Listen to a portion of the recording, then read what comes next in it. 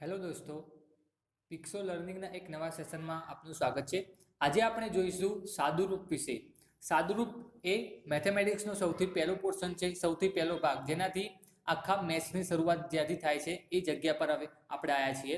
તો સાદુરૂપ વિશે આપણે સમજીશું. પહેલાં કે એનું કોન્સેપ્ટ શું છે આખો, એના કેવી રીતના એક્ઝામ્પલ્સ પરીક્ષાની અંદર પૂછાતા હોય છે, જે ક્લાસ 3 અને 1-2 ની અંદર પણ કેવી રીતે સ્ટેપ બાય સ્ટેપ એની અંદર ક્વેશ્ચનની મૂકી અને પૂછાતા હોય છે, એ બધા ક્વેશ્ચન આજે આપણે જોઈશું. તો આશા છે કે આ વિડીયોઝ તમે ફૂલી જોશો અને તમારો આખો કોન્સેપ્ટ જે છે સાદુરૂપનો એ અહીંયા ક્લિયર થઈ જશે આ વિડીયોઝને જોયા પછી. તો ચાલો જોઈએ આપણે સાદુરૂપ વિશે. સૌથી પહેલો જે નિયમ છે એ આપણને ખ્યાલ હશે કે ભા ગુ સબા. એનો મતલબ એ છે કે ભા એટલે કે ભાગાકાર લેવાનો છે અહીંયા, પછી ગુ એટલે ગુણાકાર, પછી સનું સરવાળો અને પછી બાદબાકી માટે બા. તો અહીંયા ભાગાકારના જે છે એની સામે અહીંયા ચિહ્ન આપેલું છે, જે આપણને ખ્યાલ જ હશે કે ભાગાકાર, ગુણાકાર, સરવાળો અને બાદબાકી માટે. આ નિયમનો મતલબ એવો છે કે જ્યારે કોઈ 4 નંબર્સ તમને જોડે આપી દીધા હોય, કોઈ સંખ્યાઓ, અને એની અંદર 4 ચિહ્નો આપી દીધા હોય, સરવાળો પણ આપ્યો હોય, બાદબાકી પણ આપ્યો હોય, ગુણાકાર અને ભાગાકાર પણ આપ્યો હોય, તો સૌથી પહેલા કયા ચિહ્નનો તમારે ઉપયોગ કરવો, સૌથી પહેલા કયા ચિહ્ન વડે આજુબાજુની સંખ્યાને ગુણવી, ભાગવી, ઉમેરવી કે એમાંથી બાદ કરવી, એ આપણને ખ્યાલ નથી હોતો. તો એના માટેનો નિયમ છે કે ભાગુ સબા એ સ્ટેપ બાય સ્ટેપ લેવાનો. સૌથી પહેલા ભાગાકાર લેવાનો, પછી ગુણાકાર લેવાનો, પછી સરવાળો અને પછી બાદબાકી લેવાનું. આપણે સૌપ્રથમ આ ચારેય નિયમ જે છે એને વારાફરતી સમજવાનો પ્રયત્ન કરીશું. સૌથી પહેલો નિયમ છે એ સરવાળાનો છે. તો સરવાળો શું છે પહેલા, અને કેવી રીતે ક્વેશ્ચનની અંદર આવી શકે છે. તો સૌથી પહેલું છે સાદો સરવાળો. સાદા સરવાળા એટલે શું, જે આપણે સિમ્પલ જે કરતા હોઈએ છીએ એ રીતનો સરવાળો. મતલબ કે કોઈ 15 સંખ્યા છે તો 15 વત્તા હું 24 કરીશ તો આનો સરવાળો શું થાય, તો આપણને ખ્યાલ હશે કે 5 વત્તા 4 કેટલા થાય, 9 થવાના, અને 2 વત્તા 1 3 થવાના. મતલબ કે 15 વત્તા 24 કરીશ તો મને 39 મળશે, જે આપણે કરતા હોઈએ છીએ એ સાદો સરવાળો છે. એ જ રીતે 71 વત્તા હું 14 કરીશ તો અહીં પણ થશે 4 એકા 4 વત્તા 1 5 થવાના, અને અહીં 7 વત્તા 1 8 થવાના, મતલબ કે અહીંયા 85 મળશે. એ જ રીતે 127 અને 107નો સરવાળો કરીશ તો મને શું મળશે, 7 7 14 એટલે 14 આવવાના, અને 2 ની ઉપર એક વિધિ જવાની, મતલબ 1 આવવાનું. હવે 2 ને 1 કેટલા થવાના, 3 થવાના, અને અહીંયા 1 ને 1 2 થવાના, મતલબ અહીંયા 234 આવશે. હવે જે આ છે એકદમ સાદો સરવાળો હતો, જે આપણે કરતા જ હોઈએ છીએ. તો એની વાત હતી. આગળ જોઈએ દશાંશવાળા સરવાળા. એ ખાસ કરીને પૂછાતા હોય છે દશાંશવાળા સરવાળા. દશાંશમાં એટલું યાદ રાખવાનું છે, એ નોટ્સ કરી લેવાનું કે જ્યાં દશાંશ હોય એટલે કે જે પોઈન્ટ આપેલો હોય એ પોઈન્ટની નીચે જ એમ કે દશાંશ જે છે બીજું એ આવવું જોઈએ, અને જ્યાં અંક ન આપેલા હોય, જે ખૂટતા હોય ત્યાં 0 મૂકી દેવાનું, જેથી આપણને સરવાળાની અંદર ભૂલ ના પડે. દાખલા તરીકે જોઈએ કે અહીંયા 5.60 છે, એમાં આપણે 3.142 ઉમેરવાના છે. મતલબ કે 5.60 વત્તા 3.142 કરીએ તો મને શું મળશે અહીંયા, તો હું જોઈશ કે 5.60 વત્તા 3.142. હવે અહીંયા તમે જુઓ, મેં દશાંશની નીચે દશાંશ મૂક્યું છે, એ ખાસ યાદ રાખવાનું. અને જ્યાં દશાંશ ના હોય ત્યાં શું કરી દેવાનું, અહીંયા તમે 0 મૂકી શકો, જેથી તમારે અહીંયા ભૂલ ના પડે. તો મતલબ અહીંયા 5.600 થશે, અહીંયા 3.142 થશે. હવે હું સરવાળો કરીશ તો આની પાછળથી આપણે સરવાળો કરવાની શરૂઆત કરીશું. તો અહીંયા મને શું મળશે કે 0 વત્તા 2 2 થવાના, 4 વત્તા 0 4 થવાના, 6 વત્તા 1 7 થશે, અને 5 અને 3 8 થશે. તો અહીંયા મને મળશે 8.742 મળશે. એ જ રીતે બીજું જોઈએ કે 12.415 ની અંદર 2.4724 ઉમેરવા છે મારે, તો હું લખી નાખીશ કે 12.415. હવે અહીંયા જગ્યા પડે છે તો અહીંયા મેં 0 લખી નાખ્યા છે. હવે અહીં જોયો કે 2.4724 છે, તો હું શું કરીશ કે પોઈન્ટની નીચે પોઈન્ટ આવશે, મતલબ કે 2.4724. હવે 2 ની આગળ કંઈ નથી તો શું કરીશ, હું 0 મૂકી દઈશ, જેથી મને એની અંદર ભૂલ ના પડે. તો અહીંયા આગળ હું 0 મૂકી દઈશ. હવે આપણે શરૂઆત કરીશું અહીંથી. 0 વત્તા 4 4 થવાના, 5 વત્તા 2 7 થવાના, 1 વત્તા 7 8 થવાના, 4 વત્તા 4 8 થવાના, 2 વત્તા 2 4 થવાના, અને 1 વત્તા 0 1 થવાના. એ રીતે મને અહીંયા 14.8874 મને અહીંયા જવાબ મળશે. એ જ રીતે ત્રીજો ક્વેશ્ચન જોઈએ કે 12 43.0012 છે અને 100.12401 છે. આ બંનેનો સરવાળો કરવો છે. તો હું લખી નાખીશ પહેલા ઉપરની રકમ. હવે નીચેની રકમ છે એ ત્યાં પોઈન્ટનું ખાસ ધ્યાન રાખવાનું છે કે પોઈન્ટ ક્યાં આવશે એ વસ્તુ જોવાનું. તો અહીંયા શું કરીશું, 100.12401. હવે આગળ કંઈ નથી તો હું 0 આગળ મૂકી શકું છું. તો હવે આના પર શરૂઆત કરી દો. 0 વત્તા 1 1 થવાના, 2 વત્તા 0 2 થવાના. એ જ રીતે 1 વત્તા 4 5, 0 વત્તા 2 2 અને 0 વત્તા 1 1 થવાનું. એ રીતે અહીંયા 3 4 અને 2 વત્તા 1 3 થવાના અને 1 વત્તા 0 1 થવાનું. મતલબ અહીંયા 1343.12521 એમ મને અહીંયા જવાબ મળશે. અહીંયા ખાલી એટલું જ જોવાનું છે કે દશાંશ પદ્ધતિની અંદર પોઈન્ટ જે છે દશાંશ આવે એની નીચે દશાંશ લેવાનો અને જ્યાં સંખ્યા ખૂટે ત્યાં 0 મૂકવાનું, જેથી કરીને સરવાળાની અંદર તમારે ભૂલ ના થાય. ત્રીજો આનો ભાગ છે એ છે અપૂર્ણાંકનો સરવાળો. અપૂર્ણાંકનો સરવાળાના પણ ક્વેશ્ચન ઘણીવાર પૂછાતા હોય છે. તો આની અંદર એ જોવાનું રહેશે આપણે કે નિયમ શું કહે છે કે આપેલ અપૂર્ણાંકના છેદ એમ કે સરખા હોવા જોઈએ તો જ આપણે એનું એમ કે ઉપરના સંખ્યાનો સરવાળો કરી શકીએ છીએ. અને જો છેદ સરખા ના હોય તો આપણે એને ગુણીને કે ભાગીને એને છેદ સરખા કરી શકીએ છીએ અથવા તો એને કોમન નીકાળી શકીએ છીએ. દાખલા તરીકે જોઈએ 7/5 વત્તા 8/5 છે. હવે અહીંયા જોઈ શકો છો કે 5 5 એટલે બંનેના છેદ કેવા છે? સરખા છે. મતલબ 5 સરખા રહેશે અને ઉપરના અંકોનો સરવાળો થશે. 7 વત્તા 8 થવાના. હવે 7 વત્તા 8 15 થવાના અને 15/5 એટલે 5 તરી કેટલા થવાના? 15 થવાના. મતલબ કે મને અહીંયા 3 મળશે. 3 જે છે અહીંયા મને જવાબ મળશે. તો આ રીતે આપણે ગણી શકીએ છીએ. બીજો ક્વેશ્ચન જોઈએ કે 2/5 છે અને 1/3 છે. હવે આની અંદર તમે જુઓ કે નીચે જે છે એ સરખા નથી. તો મતલબ આને સરખા કરવા પડે કાં તો શું કરવું પડે? આ બંનેનો ચોકડી ગુણાકાર કરવો પડે. ચોકડી ગુણાકાર કરીશું આપણે એટલે શું મળશે? મને 2 જોડે 3 ગુણાશે અને 5 જોડે 1 ગુણાશે. એટલે કે 2 ગુણ્યા 3 થવાના વત્તા 5 ગુણ્યા 1 થવાનો. નીચે આ બંને પણ એકબીજા સાથે ગુણાશે એટલે કે 5 ગુણ્યા 3 થશે. હવે જોઈએ તો 3 દુ કેટલા થવાના? 6 થવાના. 5 એકા 5 થવાના અને નીચે 5 તરી 15 થવાના. હવે અહીંયા 6 વત્તા 5 એટલે 11 મળશે અને નીચે 15 મળશે. તો અહીંયા મને 11/15 રીતે મને મળશે. તો આ હતા અપૂર્ણાંકનો સરવાળો. બીજું એક જોઈએ કે 6/5 વત્તા 2/3 કરીએ તો આની અંદર પણ કેવું છે? છેદ સરખા નથી. તો શું કરવું પડશે? એ જ રીતે ચોકડી ગુણાકાર કરી શકીએ છીએ આપણે. તો 6 ગુણ્યા 3 વત્તા 2 ગુણ્યા 5 થશે અને નીચે 5 ગુણ્યા 3 થશે. હવે અહીંયા 6 તરી 18 મળવાના, 5 દુ 10 મળવાના અને નીચે 5 તરી 15 મળશે. હવે 18 વત્તા 28 10 કરીશું એટલે આપણને કેટલા મળશે? 28 મળશે અને નીચે 15 મળશે. તો 28/15 મને અહીંયા આનો જવાબ મળશે. તો આ રીતે આપણે અપૂર્ણાંકનો સરવાળો કરી શકીએ છીએ. પછી બીજો આપણો પોર્શન છે એ છે બાદબાકી. તો બાદબાકી વિશે આપણે જોઈએ તો આની અંદર પણ છે એક સાદી બાદબાકી. સાદી બાદબાકી એટલે આપણે જે નોર્મલ સરવાળો કરીએ છીએ એ રીતે બાદબાકીની વાત છે કે 26માંથી 12 જાય તો આપણે ખબર છે 6માંથી 2 જાય તો 4 રહેશે અને 2માંથી 1 જાય તો 1 રહેશે. મતલબ કે અહીંયા મને 14 મળશે. એ જ રીતે 91માંથી 11 જાય તો 1માંથી 1 જાય તો 0 મળશે અને 9માંથી 1 જાય તો 8 મળશે. એટલે અહીંયા પણ 80 મળશે. હવે આ જગ્યા પર 831 છે, એમાંથી 221 મારે બાદ કરવાના છે. તો 831માંથી 221 બાદ કરીશ તો 1માંથી 1 જાય એટલે 0 મળશે, 3માંથી 2 જાય તો 1 મળશે અને 8માંથી 2 જાય તો 6 મળશે. એ રીતે 610 મને અહીંયા મળશે. હવે આગળ જોઈએ તો 2047માંથી 1423 બાદ કરવા છે. તો 7માંથી 3 જાય તો 4 મળશે, 4માંથી 2 જાય તો મને 2 મળશે, સોરી અહીંયા 2 આવશે, અહીંયા 2 મળશે અને અહીંયા 0માંથી 4 જાય ના જાય તો શું કરવું પડશે? અહીંયા મારે 10 લેવા પડશે. હું 10 લઈશ એટલે કે અહીંયા 2માંથી શું થઈ જશે? એક સંખ્યા ઓછી થઈ જશે એટલે 1 આવશે. હવે અહીંયા 10માંથી 4 જાય તો મને 6 મળશે અને 1માંથી 1 જાય તો મને અહીંયા 0 મળશે. મતલબ કે મને અહીંયા કેટલા મળશે? તો મને અહીંયા 624 મળશે. આ જગ્યા પર અહીંયા મને 624 મળશે. તો 624 જે છે મારો અહીંયા આ જગ્યાએ જવાબ થશે. તો આ રીતે આપણે ક્વેશ્ચનને અહીંયા સોલ્વ કરી શકીએ છીએ.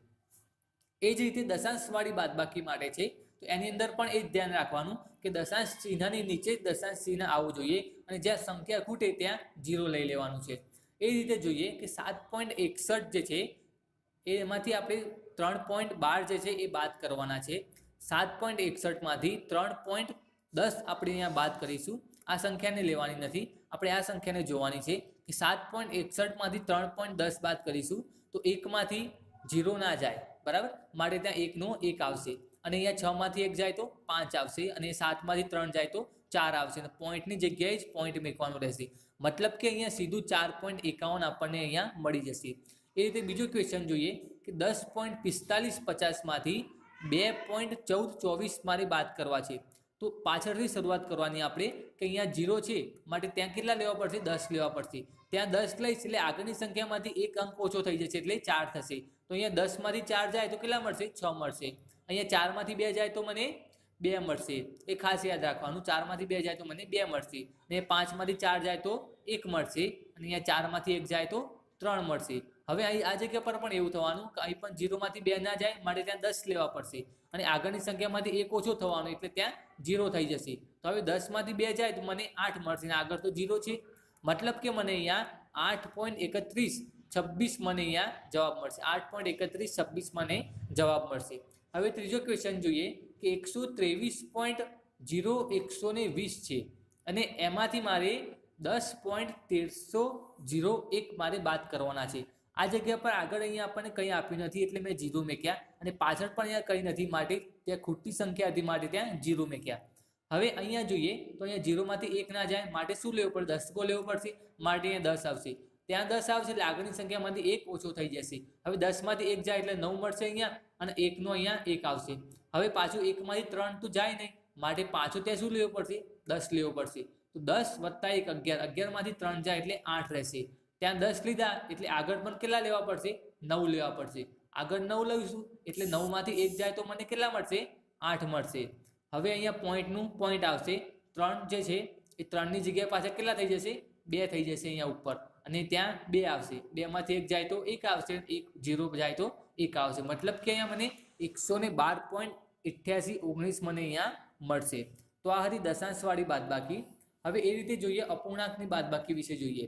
તો અપૂર્ણાંકની બાદબાકી એટલે એમાં પણ એ વસ્તુ યાદ રાખવાની કે જ્યારે છેદ સરખા હોય ત્યારે જ ઉપરના અંકોની બાદબાકી થશે અને ન્યા હોય તો એને છેદની સરખા કરવા પડશે, જેમ સરવાળામાં જોયું એ રીતે. તો એ જ રીતે અહીંયા થશે કે 7/5 ઓછા 2/5 આપણે કરવાના છે. અહીંયા 5 5 સરખા છે કોમન, તો નીચે છેદમાં 5 આવશે અને ઉપરના અંકોની બાદબાકી થશે એટલે કે 7 ઓછા 2 એટલે કેટલા થશે? 5 રહેશે અને નીચે પણ 5 રહેશે તો 5 5 કટ થઈ જશે એટલે મને અહીંયા 1 મળશે મને, તો 1 મારો જવાબ થશે. એ બીજો એક ક્વેશ્ચન જોઈએ કે 8/5 ઓછા 1/3 કરવા છે મારે. તો બરાબર અહીંયા છેદ સરખો નથી તો શું કરવું પડશે? ચોકડી ગુણાકાર કરવો પડશે આ બંનેનો. તો 8 ગુણ્યા 3 ઓછા 4 5 ગુણ્યા હું 1 કરીશ. અહીંયા મિત્રો 8 ગુણ્યા 3 અને અહીંયા 1 નહીં પણ અહીંયા 4 છે માટે 5 ગુણ્યા હું 4 કરીશ ભાગ્યા 5 ગુણ્યા 3 નીચે મારે કરવાના છે. તો અહીંયા 8 તરી કેટલા થવાના? 24 થવાના, 5 ચોક 20 થવાના અને નીચે 5 તરી 15 થવાના. હવે 24 માંથી 20 જાય તો કેટલા રહેશે? 5 રહેશે. તો અહીંયા મને 4 24 માંથી 20 જાય એટલે કેટલા રહેશે? 4 રહેશે. તો મને અહીંયા 4 મળશે. ત્યાં 4 મળશે, 4/15 જે છે એ મારો અહીંયા જવાબ થશે. તો આ રીતે હું ક્વેશ્ચન અહીંયા સોલ્વ કરી શકું છું. અહીંયા ખાલી ધ્યાન રાખજો કે અહીંયા મને કેટલો જવાબ મળશે કે અહીંયા 24 માંથી 20 જાય એટલે મને અહીંયા 4 મળશે ઉપર અને નીચે કેટલા મળશે? તો નીચે મને 15 મળશે. 4/15 છે એ મારો અહીંયા જવાબ થશે. તો આ રીતે આપણે ક્વેશ્ચનને સોલ્વ કરી શકીએ છીએ. આ અંકને ધ્યાનમાં લેવાના નથી તમારે. તો અહીંયા 4/15 મને અહીંયા મળશે. એ જ રીતે જોઈએ કે આગળનો એક નિયમ કે કેટલાક નિયમો આની અંદર યાદ રાખવાના છે.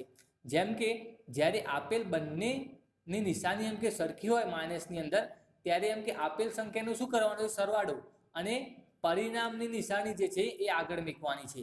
મતલબ કે અહીંયા 2 + 3 કરીએ તો 5 થાય એ આપણને ખ્યાલ છે, પરંતુ -4 અને -7 હોય તો આપણને ખ્યાલ હોવો જોઈએ કે જ્યારે બંને માઇનસ માઇનસ આવે તો બંનેનો સરવાળો થાય અને ચિહ્ન હંમેશા માઇનસનું આવે.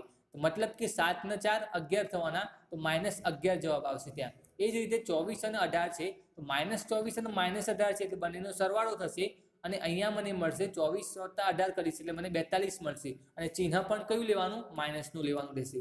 આ વસ્તુ યાદ રાખવાની. અને બીજી વસ્તુ કે જ્યારે આપેલ બંને નિશાની સરખી હોય ત્યારે આપેલ સંખ્યાનો સરવાળો કરી સરખી નિશાની પરિણામમાં મૂકવી. એ જ રીતે 12 - 3 કરીશ તો મને 9 મળશે. આ જગ્યા પર મોટાની નિશાની આગળ આવશે. એ જે 4 માંથી 7 જાય તો મોટું કોણ છે? -7 છે, મતલબ માઇનસ આગળ આવશે.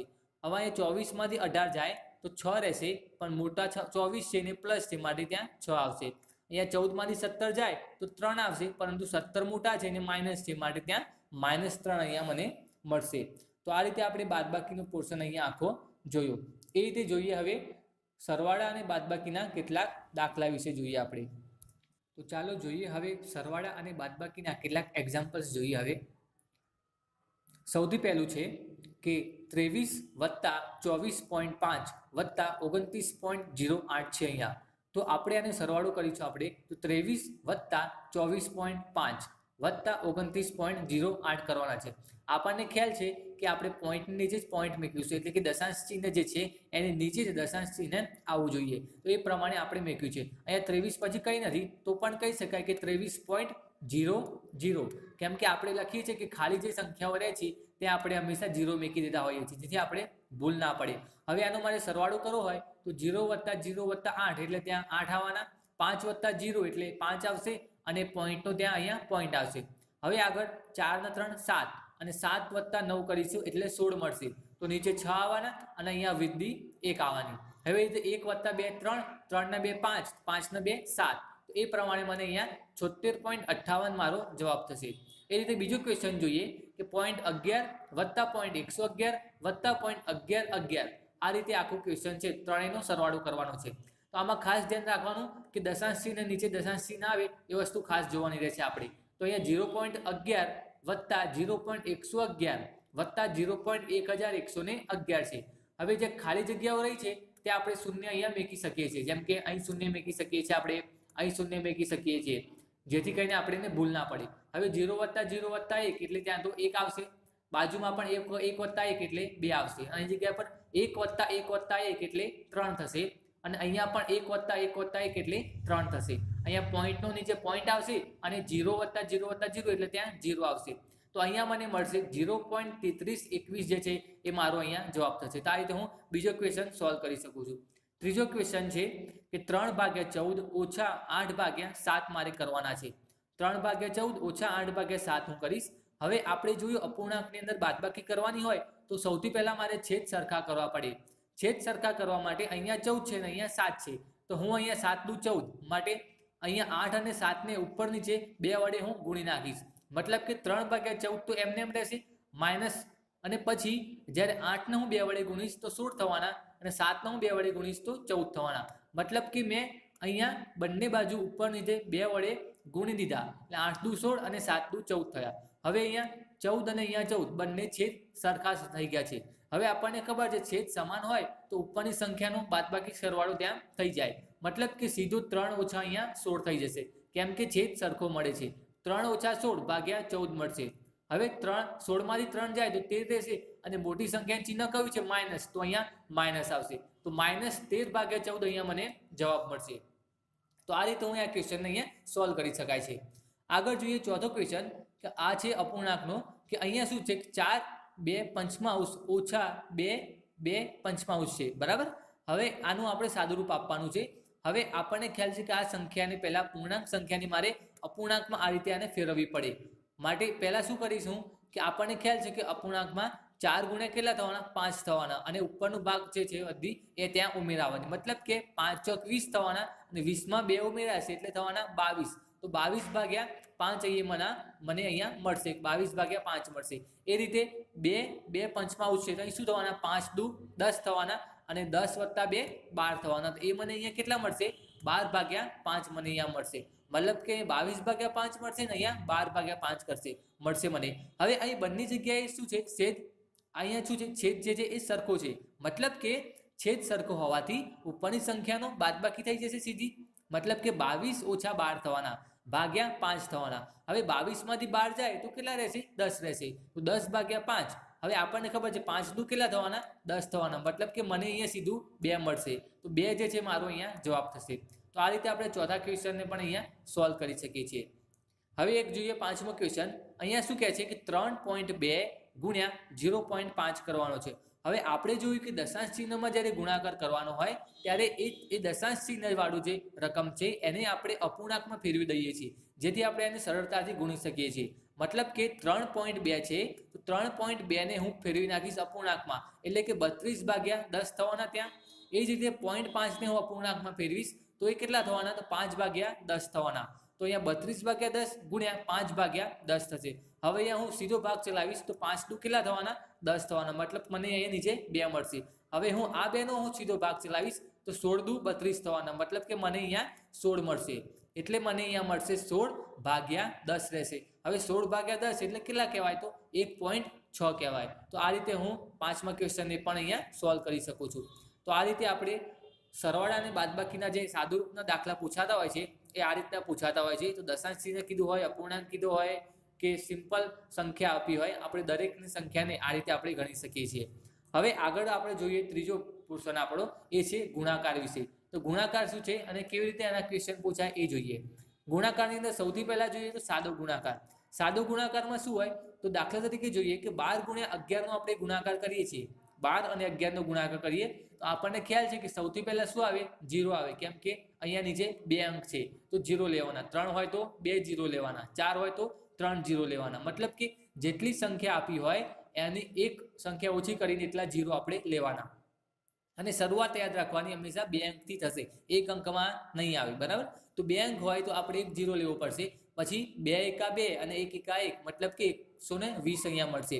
એ જ રીતે નીચે થવાના. હવે બીજી જો નંબર છે એને આપણે સંખ્યા વડે ગુણીશું, મતલબ કે પહેલા 1 વડે આપણે 12 ને ગુણ્યા, હવે બાજુવાળા નંબર બીજા 1 વડે આપણે 12 ને ગુણીશું. તો અહીંયા થવાના 2 એકા 2 અને 1 એકા 1 મતલબ કે અહીંયા 12 મળશે મને. હવે અહીંયા હું સરવાળો કરીશ તો 2 + 0 થવાના 2, 2 + 1 થવાના 3 અને ઉપરથી 1 આવવાનો એટલે મને મળશે અહીંયા 132 મળશે. તો 12 × 11 મને મળશે 132. એ જ રીતે 46 × હું 23 કરીશ તો અહીંયા 23 છે તો અહીંયા શું આવશે, 1 0 આવશે. પછી 6 ને હું 2 વડે ગુણીશ તો 6 × 2 = 12 થવાના અને વિધિ ઉપર 1 પડવાની. હવે અહીંયા 4 × 2 = 8 થવાના અને 8 + 1 9 થવાના, મતલબ કે મને અહીંયા 920 મળશે. હવે એ જ રીતે હું 3 વડે ગુણાકાર કરીશ તો 6 × 3 = 18 થવાના, તો 8 આવવાના, અહીંયા વિધિ 1 પડશે. એ રીતે 4 × 3 = 12 આવવાના અને +1 થવાના એટલે 13 થવાના, મતલબ અહીંયા મને 13 મળશે. હવે આગળ આ બંનેનો સરવાળો કરવાનો છે. 0 + 8 થશે 8, 2 + 3 5 અને 9 + 1 10 મને મળશે. તો અહીંયા મને 1058 મને અહીંયા મળશે. તો આ રીતે આપણે સાદા ગુણાકાર કરીએ છીએ. બીજી વસ્તુ જે છે એ દશાંશ ગુણાકાર અને અપૂર્ણાંક ગુણાકાર વિશે જોઈએ. તો દશાંશ ગુણાકાર આપણને ખ્યાલ છે કે આપણે શું કરીએ છીએ આના માટે તો 0.20 × 1.4 આપણને આપેલો છે. તો જ્યારે પણ દશાંશ ચિહ્નવાળી રકમ આપી હોય તેને આપણે સાદી રીતે ગણવા માટે અપૂર્ણાંકમાં ફેરવી દઈએ છીએ.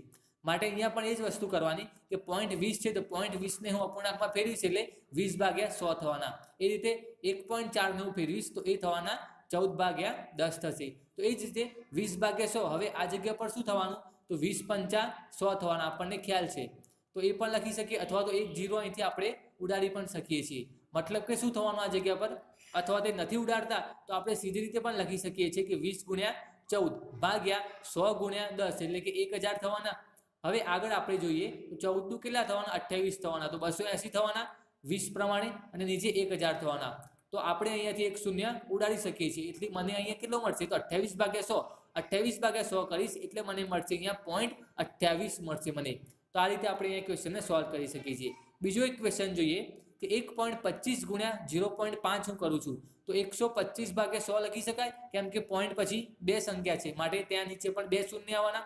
મતલબ કે 125/100 થશે ગુણ્યા 0.5 છે તો 5/10 થવાના. એ રીતે હવે અહીંયા 125 × 5 / 100 × 10 એટલે કે 1000 થશે. હવે આપણને ખ્યાલ છે 125 × 5 કેટલા થાય એ તો 625 થાય. તો 625/1000. હવે 625/1000 કરીશું તો નીચે કેટલા છે 3 મીંડા છે તો અહીંયા 3 અંક પછી પોઈન્ટ આવશે એટલે કે 0.625 મને અહીંયા મળશે. તો આ હતી મિત્ર ગુણાકારની વાત. એ રીતે જોઈએ હવે ભાગાકાર વિશે. તો ભાગાકારમાં કેવી રીતનું આવશે તો ભાગાકારની અંદર ભાગાકાર એટલે આપણને ખ્યાલ છે કે સિમ્પલ રીતે બે સંખ્યા જે છે એને એકબીજા વડે ભાગવી હોય તો આપણે કેવી રીતે કરીએ છીએ. જેમ કે 16/8 હોય તો આપણે 16/2 હોય તો આપણે શું કરીએ છીએ 16/2 8 થવાના, 8 દુ 16 આપણને ખ્યાલ છે.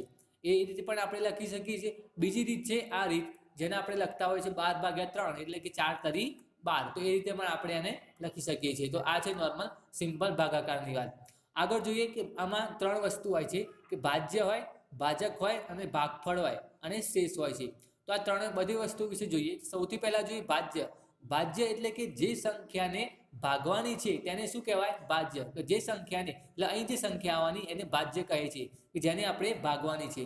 બીજું છે ભાજક. ભાજક એટલે જે સંખ્યા વડે આપેલ સંખ્યાને ભાગો છો તે સંખ્યાને ભાજક કહે છે. મતલબ કે અહીં જે સંખ્યા આવવાની જેના વડે આપણે આ અંદરની સંખ્યાને ભાગીએ છીએ એને ભાજક કહે છે.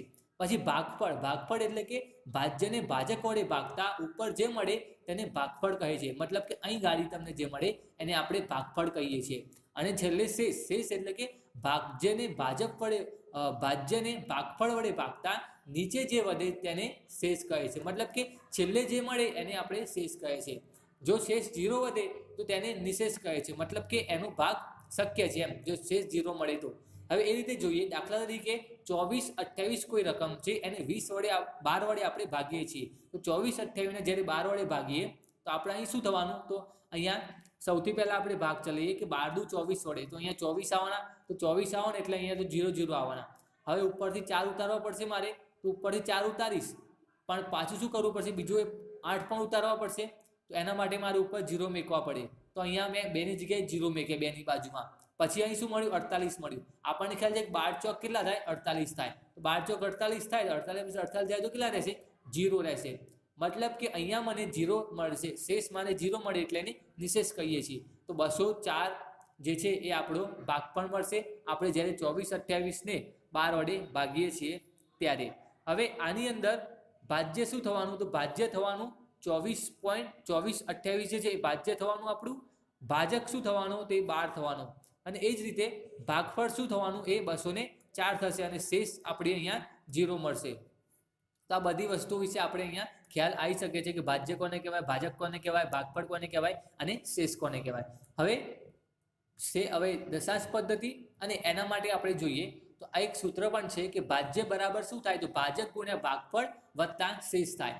જ્યારે એક સિમ્પલ ક્વેશ્ચન પૂછે છે પરીક્ષાની અંદર કે ભાઈ આટલું ભાજક આપ્યું છે, આનું ભાગફળ આ છે, આની શેષ આટલી વધે છે, તો તમે એનું ભાજ્ય શોધી બતાવો. તો એના માટેનું આ સૂત્ર છે જે યાદ રાખવાનું રહેશે તમારે કે ભાજ્ય બરાબર ભાજક ગુણ્યા ભાગફળ વત્તા શેષ. હવે આપણે વાત હતી દશાંશ અપૂર્ણાંક માટે. તો દશાંશ અપૂર્ણાંક માટે ભાગાકારમાં શું લઈ શકાય, તો દશાંશ અપૂર્ણાંક બરાબર 0.25 એટલે કે 25/100 થાય. તો આને 1/4 આપણે લખી શકીએ છીએ. તો આ હતી દશાંશ પૂર્ણાંક અને આ થઈ અપૂર્ણાંકની વાત. મતલબ કે દશાંશ પૂર્ણાંકને જ્યારે અપૂર્ણાંકમાં ફેરવવા હોય તો એના માટેની વાત છે. એ જ રીતે બીજા દશાંશ પૂર્ણાંક છે કે 10.20. તો 10.20 તો હું આનું દશાંશ દૂર કરીશ એટલે શું થવાના, પોઈન્ટ પછી જે સંખ્યા છે એટલા 0 નીચે આવશે, એટલે કે પોઈન્ટ પછી 2 નંબર છે તો 2 શૂન્ય નીચે આવવાના એટલે નીચે 100 આવશે. એ રીતે 102/10 થવાના, તો અહીંયા 10.2 મને અહીંયા મળશે. હવે એ જ રીતે સાદા અપૂર્ણાંકમાં ફેરવવાની વાત હોય તો શું હશે, 115/10 આપ્યા છે, તો આના ભાગે 10 વડે ભાગ ચલાવીશું તો એક સંખ્યાની આગળ પોઈન્ટ આવશે એટલે કે 11.5 થવાના. એ જ રીતે 55/1000 કરીશું તો 0.055 પણ મને અહીંયા મળશે. હવે આમાં યાદ રાખવાનું છે કે અપૂર્ણાંકના ભાગાકારમાં ભાગાકારના સ્થાને ગુણાકાર કરી તેના પછીના અપૂર્ણાંકને એમ કે ઉલટાવવાના છે. એટલે કે એક્ઝામ્પલ પરથી જોઈએ તો આપણને ખ્યાલ આવશે કે 7/5 ભાગ્યા 2/3 છે આ જગ્યા પર, મતલબ કે 7/5 ને 2/3 વડે ભાગવાના છે. હવે આની અંદર આપણે શું કરવાનું રહેશે કે ભાગાકારને આપણે આ રીતે ગુણાકારમાં ફેરવવા પડશે. અને એ ક્યારે શક્ય થશે, જ્યારે જે સંખ્યાનો ભાગાકાર કરવાનો છે, જે સંખ્યા ભાગાકારમાં આવવાની છે જેને ઉલટાવી પડશે. એટલે કે ભાગ્યા 2/3 છે તો 2/3 ને હું ઉલટાવીશ એટલે થવાનું શું, તો 3/2 થશે. એટલે કે 3/2 થવાના. તો જે ચિહ્ન છે આપણું ભાગાકારનું એ ચિહ્ન શું થઈ જશે, ગુણાકારમાં ફેરવાઈ જશે. એટલે કે 2/3 નું થઈ જશે 3/2. તો 7/5 ગુણ્યા 3/2 થશે આ જગ્યા પર. હવે એનું આપણે સિમ્પલ રીતે ગુણાકારની મદદથી સાદુરૂપ આપી શકીએ છીએ. તો એમાં એ થવાનું કે 7×3 = 21 થવાના અને 5×2 = 10 થવાના. તો 7×3 = 21/10. હવે 21/10 એટલે શું કહેવાશે, તો 21/10 એટલે કે નીચે 10 છે તો 1 પોઈન્ટ પછી 0 આવશે, 1 પોઈન્ટ પછી પોઈન્ટ આવશે દશાંશ ચિહ્ન પ્રમાણે, મતલબ કે 2.1 ત્યાં આવશે અને ભાગ્યા 10 આવશે, એ આપણને ત્યાં મળશે. એ રીતે બીજો આગળનો ક્વેશ્ચન જોઈએ આપણે તો ત્યાં શું થવાનું કે 24/8 ભાગ્યા 36/48 છે આ જગ્યા પર. તો એમાં પણ એ જ થવાનું, 24/8 ભાગાનું ગુણ્યા થઈ જવાનું 48/36 થવાનું, મતલબ કે 24 × 48 ભાગ્યા 8 × 36 અહીંયા મને મળશે. હવે આ જગ્યા પર આપણને ખ્યાલ છે કે 8 તરી કેટલા થવાના, 24 થવાના. એ જ રીતે અહીંયા જોઈએ તો 36 છે તો આપણને 36 3 ભાગ ચાલે તો 12 તરી 36 થવાના અને પછી પણ ભાગ ચાલશે, જેમ કે 12 ચોક 48 થાય તો એ પ્રમાણે 12 ચોક 48 કરીશું તો ત્યાં પણ સીધો આપણને ભાગ અહીંયા મળશે. એટલે કે 12 તરી 36 થવાના જગ્યા પર અને 12 ચોક પછી 48 થવાના. તો મને અહીંયા 4 જવાબ મને અહીંયા મળી જશે. બરાબર ને. ભાગાકારના કેટલાક દાખલા વિશે. તો ગુણાકાર અને ભાગાકારના દાખલાની અંદર સૌથી પહેલું જોઈએ કે 45.5 ગુણ્યા 0.5 છે. હવે આપણને ખ્યાલ છે કે જ્યારે દશાંશ પદ્ધતિની અંદર કોઈ રકમ આપી હોય તો આપણે એને સાદા અપૂર્ણાંકની અંદર ફેરવી દઈએ છીએ. તો એ જ રીતે અહીંયા શું થવાનું કે 45.5 છે, તો પોઈન્ટ પછી એક સંખ્યા છે, મતલબ કે નીચે એક 0 આવશે, તો 455 ભાગ્યા 10 થશે. એ જ રીતે 0.5 છે, તો 5 ભાગ્યા 10 થશે. હવે આ જગ્યા પર 455 ગુણ્યા હું 5 કરીશ એટલે મને મળશે 2275 મળશે, અને નીચે 10 ગુણ્યા 10 એટલે 100 મળશે. હવે આ જગ્યા પર 2275 ભાગ્યા 100 કરીશ એટલે કે બે સંખ્યાની આગળ પોઈન્ટ આવશે, મતલબ કે 22.75 અહીંયા મને મળશે. એ રીતે બીજો ક્વેશ્ચન છે કે 19 ભાગ્યા 20 ભાગ્યા 18 ભાગ્યા 24 કરવાના છે અને ભાગ્યા 3 ભાગ્યા 15 કરવાના છે. એટલે કે 19 ભાગ્યા 20 અપૂર્ણાંક છે, એને આપણે 18 ભાગ્યા 24 વડે ભાગવાનું છે અને એને પાછો 3 ભાગ્યા 15 વડે ભાગવાનું છે. હવે આની અંદર શું કરવાનું કે 3 રકમ ભાગાકારની અંદર સીધી આપેલી છે, તો આપણે એ જ કરવાનું રહેશે કે જ્યાં ભાગાકાર હોય એની જગ્યાએ ગુણાકાર કરીશું, તો એની બાજુની જે સંખ્યા છે મતલબ કે 18 અને 24 છે એ શું થઈ જશે, તો 24 ભાગ્યા 18 થઈ જશે. એ જ રીતે 3 ભાગ્યા 15 છે તો એ થઈ જશે 15 ભાગ્યા 3 થઈ જશે. એ વસ્તુ ખાસ યાદ રાખવાની. અને 19 ભાગ્યા 20 તો એમને એમ રહેશે. એટલે કે મને અહીંયા મળશે 19 ભાગ્યા 20 ગુણ્યા 24 ભાગ્યા 18 ગુણ્યા 15 ભાગ્યા 3 મને અહીંયા મળશે. હવે આનું હું સાદુરૂપ આપીશ તો અહીંયા મને મળશે કે અહીંયા 3 છે તો હું કરીશ 8 તરી 24 કરાય એટલે મને અહીંયા 8 મળશે. હવે આગળ જોઈએ આપણે કે 4 દુ કેટલા થવાના, 8 થવાના. તો એ જ રીતે 4 પંચા 20 થવાના, મતલબ કે અહીંયા મને કેટલા મળશે, 5 મળશે. હવે આ 5 તો હું ભાગ ક્યાં ચલાવીશ, તો 5 તરી 15 માટે, એટલે અહીંયા હું 3 ભાગ ચલાવીશ. પાછો અહીંયા ભાગ ચાલશે કે 6 તરી 18 થવાના, મતલબ કે અહીંયા હું 6 ભાગ ચલાવીશ. અને હજી પણ 2 ભાગ ચાલશે કે 2 તરી 6 થવાના, એટલે મને અહીંયા કેટલા મળશે, અહીંયા 3 મળશે. એ રીતે ઉપર મને મળે છે 19 અને નીચે મને મળે છે 3. તો 19 ભાગ્યા 3 જે છે એ મારો અહીંયા જવાબ થશે. આ કેલ્ક્યુલેશન ખાલી થોડું યાદ રાખવાનું રહેશે અને પછી મને મળશે 19 ભાગ્યા 3 મને અહીંયા જવાબ મળશે. તો આ રીતે આપણે અહીંયા ક્વેશ્ચનને સોલ્વ કરી શકીએ છીએ. ત્રીજો ક્વેશ્ચન છે કે 1.2 ભાગ્યા 0.06 છે, મતલબ કે 1.2 ને હું ફેરવીશ તો 12 ભાગ્યા 10 થવાના, અને 0.06 છે એટલે થવાના શું, એ તો 6 ભાગ્યા 100 કહેવાશે. હજી મેં વચ્ચેનું ચિહ્ન બદલ્યું નથી, તે ભાગાકારમાં જ છે. હવે અહીં મને મળ્યા 12 ભાગ્યા 10 ભાગ્યા 6 ભાગ્યા 100 મળ્યા. હવે હું આને ગુણાકારમાં ફેરવી નાખીશ ચિહ્નને, એટલે 6 ભાગ્યા 10 100 જે છે એ શેમાં ફરી જવાના, એ 6 ભાગ્યા 6 થઈ જવાના. જે 6 ભાગ્યા 100 છે એ 100 ભાગ્યા 6 થઈ જશે. હવે આ જગ્યા પર 12 ગુણ્યા 100 ભાગ્યા 10 ગુણ્યા 6 થશે. હવે અહીંયા તો સીધો એક શૂન્ય ઉડી જશે, અને બીજું 6 દુ કેટલા થવાના, તો 12 થવાના, મતલબ કે અહીંયા મને 2 ભાગ ચાલશે, તો 2 ગુણ્યા 10 એટલે થવાના 20, તો અહીંયા મને 20 મળશે. હવે ચોથો ક્વેશ્ચન જોઈએ કે 4 ભાગ્યા 0.3 ભાગ્યા 2.4 ભાગ્યા 0.9 છે અને ભાગ્યા 0.6 ભાગ્યા 15 છે. હવે આની અંદર પણ આપણે એ કરવાનું રહેશે કે 4 ભાગ્યા 0.3 છે, અહીંયા એટલું યાદ રાખવાનું કે જે પોઈન્ટ દેખાય છે દશાંશ પદ્ધતિ તેને આપણે અપૂર્ણાંકમાં ફેરવીએ છીએ, મતલબ કે 0.3 છે એટલે 3 ભાગ્યા 10 કહેવાશે. તો 3 ભાગ્યા 10 એટલે એ શું થવાનું, છેદનો છેદ અંશ કહેવાય, મતલબ કે 3 ક્યાં, 3 ની નીચે 10 છે તો 10 ક્યાં જશે, ઉપર જશે. એ પ્રમાણે 4 ગુણ્યા 10 ભાગ્યા 3 મને અહીંયા મળશે. સેમ એ જ વસ્તુ બાજુમાં થવાની કે 2.4 છે તો 24 ભાગ્યા 10 કહેવાય. તો અહીં શું મને મળશે, 24 ભાગ્યા 10, પરંતુ અહીં પાછું આપણે આ સંખ્યાને ઉલટાવી દીધી છે, કેમ કે અહીંયા ભાગાકારનો ગુણાકારમાં ફેરવી નાખ્યું છે આપણે, એટલે અહીંયા થશે ગુણાકાર અને 24 ભાગ્યા 10 એટલે નીચે 24 આવશે, 10 ઉપર જશે. એ જ રીતે 0.9 છે, 9 ભાગ્યા 10 આવે તો 9 જે છે એ ઉપર જવાના, 10 નીચે આવવાના. હવે એ જ વસ્તુ બાજુમાં પણ થવાની કે 0.6 ભાગ્યા 15 છે, તો આને ઉલટાવી નાખીશ એટલે 15 ભાગ્યા 0.6 કહેવાય. હવે 15 તો ઉપર રહેવાના, પરંતુ 0.6 જે છે નીચે આવવાના હતા, એમાં શું છે કે 6 ભાગ્યા 10 છે, મતલબ કે 10 ક્યાં જશે, ઉપર જશે. તો અહીંયા મને આ ત્રણેય સંખ્યાઓ આ રીતે મને અહીંયા મળી જશે. હવે મારે આનું સાદુરૂપ આપવાનું છે, એટલે અહીં શું થવાનું, તો પહેલાં અહીંયા 10 અને 10 કટ થઈ જવાના. બીજું કે 3 છે તો 3 તરી કેટલા થવાના, 9 થવાના, મતલબ કે અહીંયા મને 3 મળશે. હવે ત્યાં 3 મળશે તો 8 તરી કેટલા થવાના, 24 થવાના, એટલે મને અહીંયા 8 મળશે. હવે બીજું જોઈએ તો 4 છે તો 4 દુ કેટલા થાય, 8 થાય, મતલબ મને અહીંયા 2 મળશે. હવે 2 મળ્યા તો 2 પાછું ભાગ ચલાય, 2 ભાગ ચાલે છે 5, તો 5 દુ 10 થવાના. અહીંયા હજી 6 બાકી છે તો 6 બાકી છે તો શું મળશે, અહીંયા 2 તરી 6 અને અહીંયા 5 તરી 15 થવાના, તો અહીંયા પણ મને 5 મળશે. અને હજી 2 વધ્યા તો 2 ક્યાં ચાલવાના, 5 દુ 10 ચાલવાના, મતલબ ત્યાં મને બીજા 5 મળશે. એટલે મને મળશે 5, 5 અને 5, એટલે કે 5 5 25, 25 પંચા 125 મળશે મને અહીંયા.